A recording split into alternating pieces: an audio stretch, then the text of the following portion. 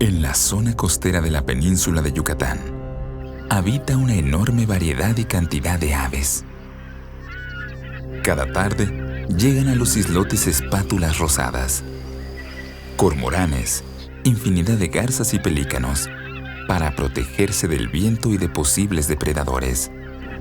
Pero entre la extraordinaria diversidad de especies de la región, hay una que resalta en el paisaje por su color resplandeciente: el flamenco rosado del Caribe. Cuando una bandada integrada por cientos de individuos levanta el vuelo, ofrece uno de los espectáculos más impresionantes de la naturaleza. Sin embargo, en los años 80 su población disminuyó drásticamente, y es por ello que el flamenco rosado del Caribe está inscrito en el Libro Rojo de las Especies Amenazadas. Y esta es su historia.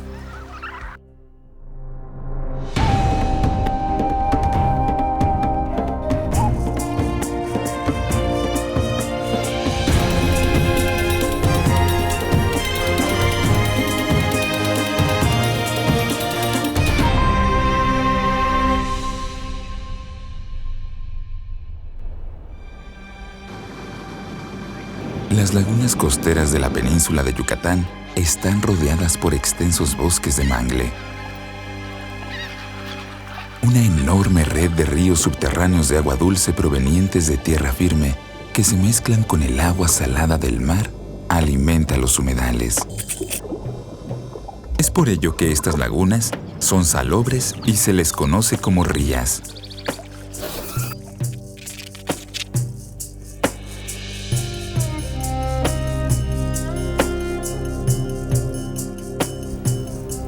Ría Celestún y Ría Lagartos son reservas emblemáticas de la biosfera, reconocidas por la UNESCO y el hábitat de cientos de miles de aves acuáticas que albergan la población más grande de flamencos rosados del Caribe en tierra firme de América, aunque la isla con más ejemplares es Cuba.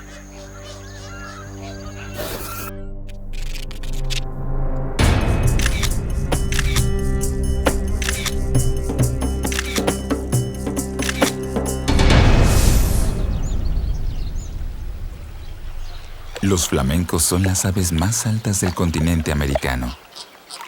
Tienen las patas más largas en proporción a su cuerpo, y su cuello es casi de la misma longitud que estas extremidades. Pueden alcanzar una altura de 1.25 metros, aunque son ligeras para su tamaño, ya que solo pesan alrededor de 3 kilos.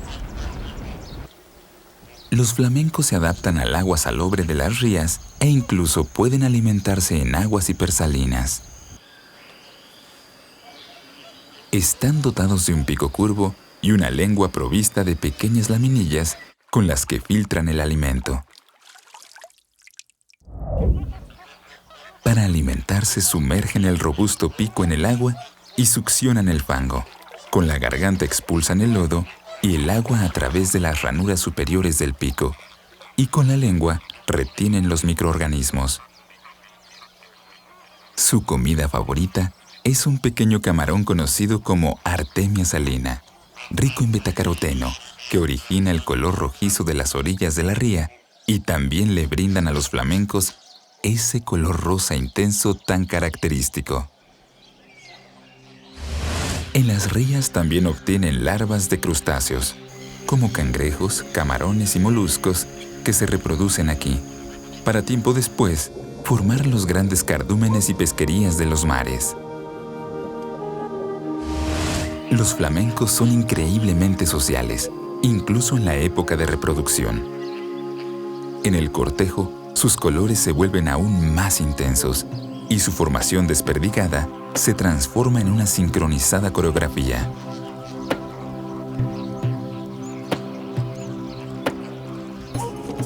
Seguramente de aquí viene su nombre, flamenco, como el baile español, pues existe una especie de flamenco que migra de África del Sur a las costas de España.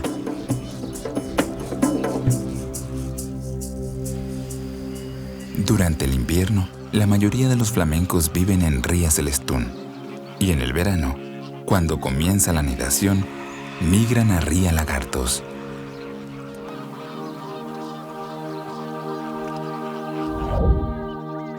Cerca de aquí existe un pequeño montículo de arena conocido como el Cuyo, que se ha convertido en el principal centro de reproducción de flamencos rosados en México.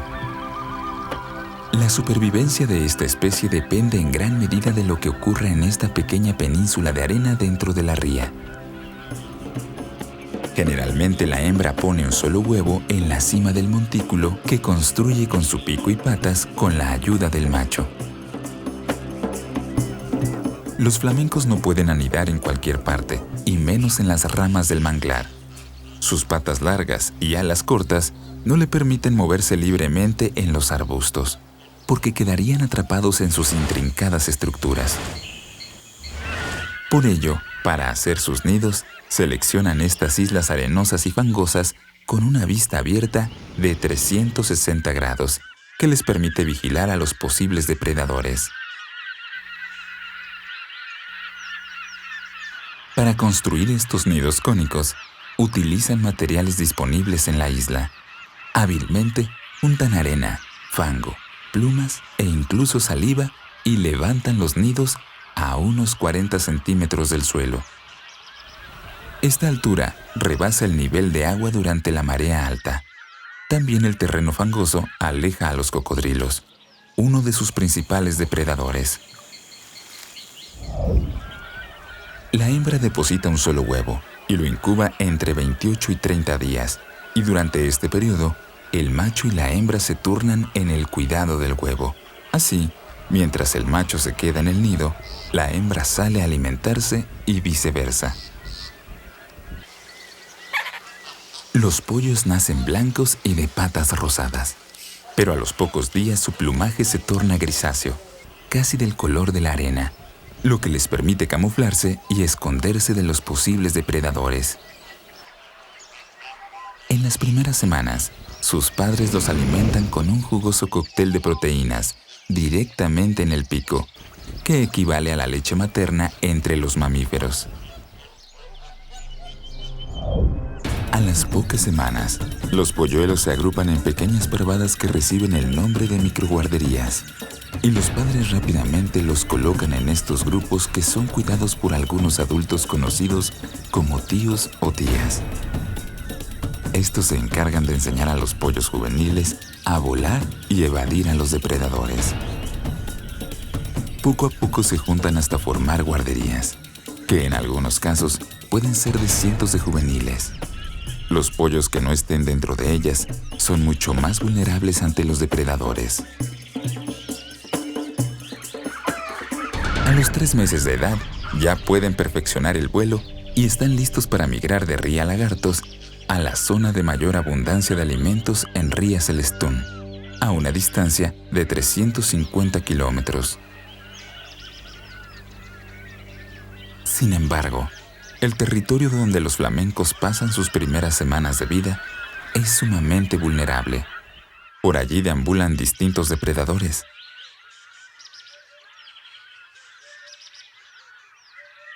Durante años, los huevos de flamenco fueron sustraídos para consumo humano, afectando seriamente la población.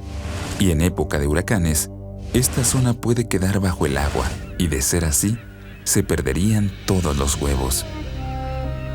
Estas situaciones han mantenido al flamenco rosado en gran peligro y por ello ha sido incluido en el Libro Rojo de Especies Amenazadas.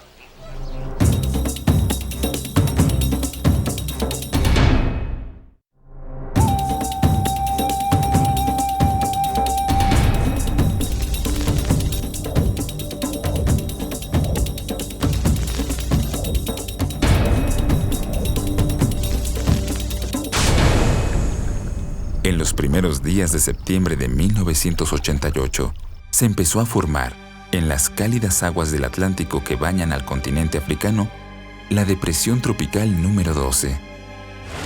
Poco después se convirtió en el huracán Gilberto, pero nadie se imaginó la fuerza brutal que tomaría. El 9 de septiembre de 1988, Gilberto Ya era un huracán categoría 4 en la escala de Saffir-Simpson.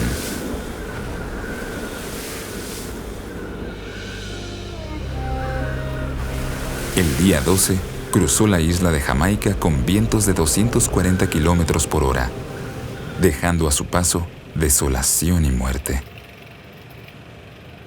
Las cálidas aguas del Mar Caribe lo fortalecieron y el día 14 se enfiló sobre la península de Yucatán, con vientos de 300 kilómetros por hora.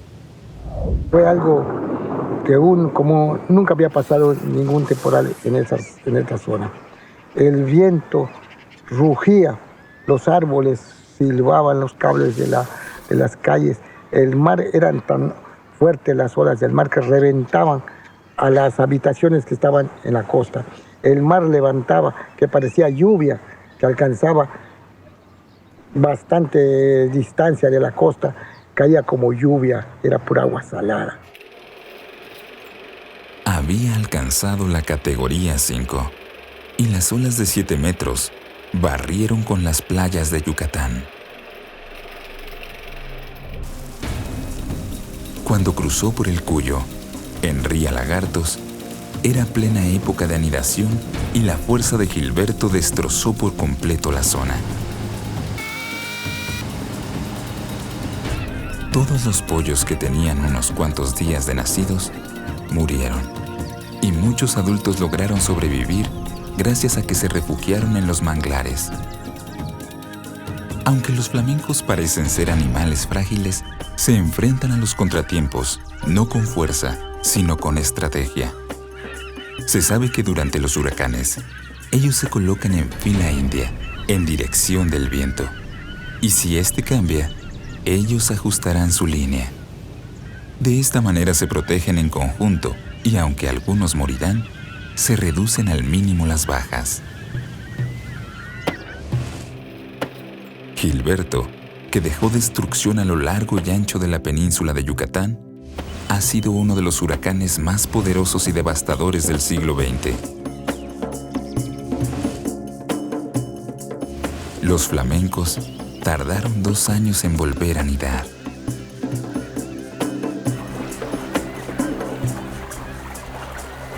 Otro efecto que tuvo el huracán Gilberto es que una zona de anidación que existía aquí más hacia el oeste, que se llama Punta Meco, que Meco quiere decir flamenco en maya. Esa zona pues ya tampoco se utilizó, como que el huracán barrió con los nidos y pues ya nunca volvieron a construir allá. El que los flamencos depositen un huevo único genera una dificultad mayor para los esfuerzos de conservación, ya que cualquier adversidad pone en riesgo a la colonia.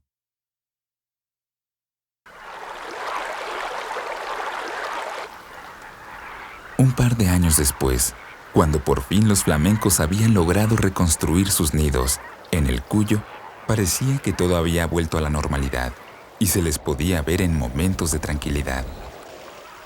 La vida en este paradisíaco lugar que parece apacible, en realidad no es sencilla. Sin una sombra cerca, los animales deben lidiar con la radiación solar.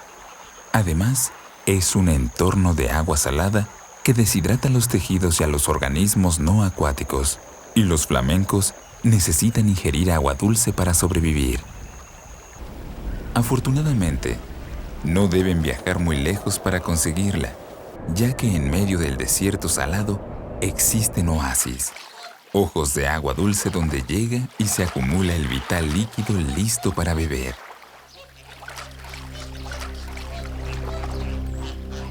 Los flamencos aprovechan la seguridad de su sitio de anidación para acercarse a estos lugares, tomar agua y un baño refrescante. Todo iba viento en popa. De pronto, una serie de incendios fuera de control.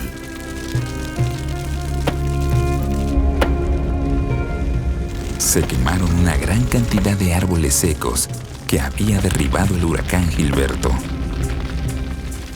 El fuego orilló a muchas especies a refugiarse cerca de la costa.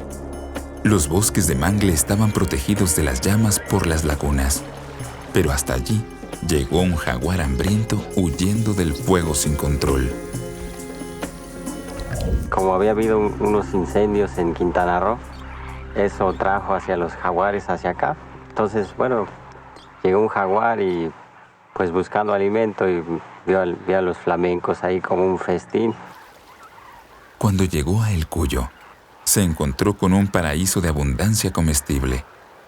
La colonia de flamencos rosados se encontraba en plena época de anidación y las crías ofrecían un banquete sin igual.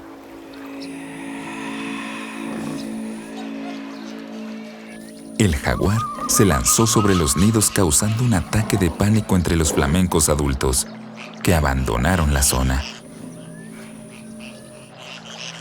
El jaguar causó una matazón sin precedentes. La colonia de flamencos rosados estaba en un peligro realmente serio y quedó más vulnerable que nunca.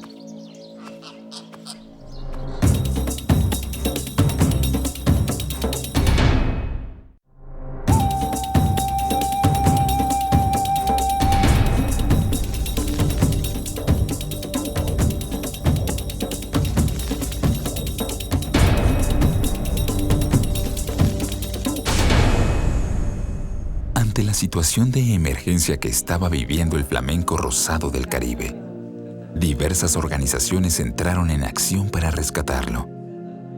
Se implementó una estrategia de vigilancia en la zona de anidación para proteger la colonia de los ataques de jaguares y perros salvajes que podrían atacar los nidos.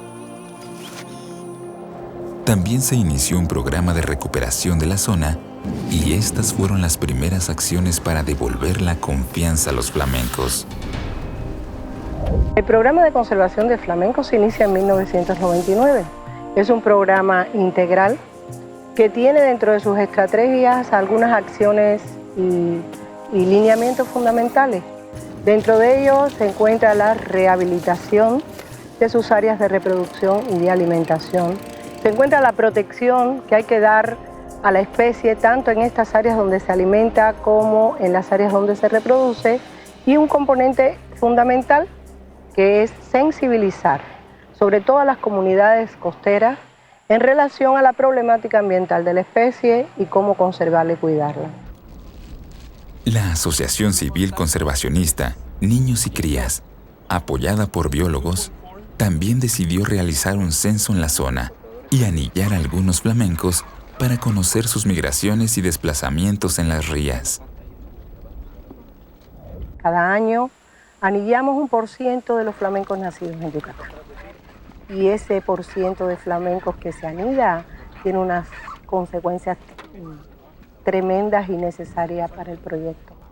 El anillamiento podemos decir que es algo que dio un vuelco en la ciencia de biología de la conservación, sobre todo de las aves, porque nos permite hacer una historia de vida del animal. Nos permite, tanto como los seres humanos tenemos un nombre para identificarnos y saber nuestra conducta a lo largo de nuestra vida, bueno, pues este es el caso del anillo que le ponemos a los flamencos, que al final los estamos identificando para toda la vida. Podemos determinar a través de este anillamiento, pues, la supervivencia de ese individuo. Es un anillo el que estamos poniendo amarillo, grande, con letras negras, visible a una distancia determinada con equipo óptico, y eso permite pues tomar toda una serie de informaciones del ave sin tocarla, sin capturarla, desde lejos, posibilidad que antes solo había en los zoológicos. Para la organización es importante la participación de los niños, porque así se involucran cada vez más en la conservación de las especies y aprenden a respetar a los animales. Bajo la supervisión de expertos, los niños de las comunidades cercanas ayudan activamente en la liberación de las crías de flamenco y en el proceso de anillarlos. El flamenco es numéricamente abundante, reproductivamente escaso. Necesitan de un espacio grande, con un sustrato adecuado, con una protección debida y con una humedad relativa en ese suelo que les permita hacer esa labor casi de alfarería, de construcción que realizan.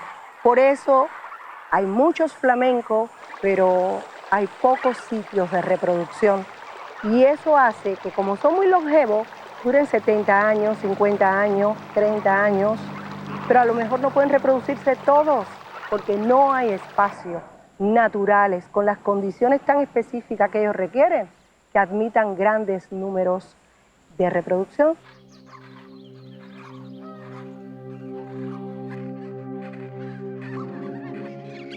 Gracias a los programas de conservación de organizaciones como Niños y Crías y al trabajo realizado en las reservas de Ría Lagartos y Ría Celestún, los flamencos han pasado de una población decreciente de 5.000 individuos en 1988 a una población de 40.000 ejemplares actualmente. La actividad pesquera tan cargada en el mar ha venido a descargarse un poco con la nueva actividad turística aquí en Celestún, en base al atractivo que representa el flamenco, ya que más del 90% de los visitantes vienen precisamente a ver flamencos. Hasta hace unos 40 años, 50 años, era tan abundante que lo cazaban y les gustaba mucho a la gente el pecho, la pechuga y la lengua del flamenco, muy sabrosa. Bueno, el flamenco antes era un recurso de la bola, no se tomaba en cuenta para nada. La gente lo aprovechaba como un recurso para alimentación, así como el cormorán, la fragata, el pato sobre todo. Pero el flamenco era del montón también y era poco aprovechable. Los flamencos que hace 40 años eran parte de la alimentación de los pobladores de la región, ahora, bajo el cuidado de las mismas comunidades pesqueras, brindan un espectáculo inigualable a los turistas de todo el mundo que cada año visitan las rías. Realmente el haber decretado tanto a Río Lagartos como Celestún como refugios faunísticos a fines de los 70, pues realmente sí trajo beneficios. Como fue pasando el tiempo, nos fueron visitando gente de todo México y todos los países, pues nos fuimos dando cuenta que el flamenco era algo importante para nosotros. Hoy en día, más del 20% de las familias locales viven del ecoturismo gracias a la recuperación del flamenco rosado del Caribe.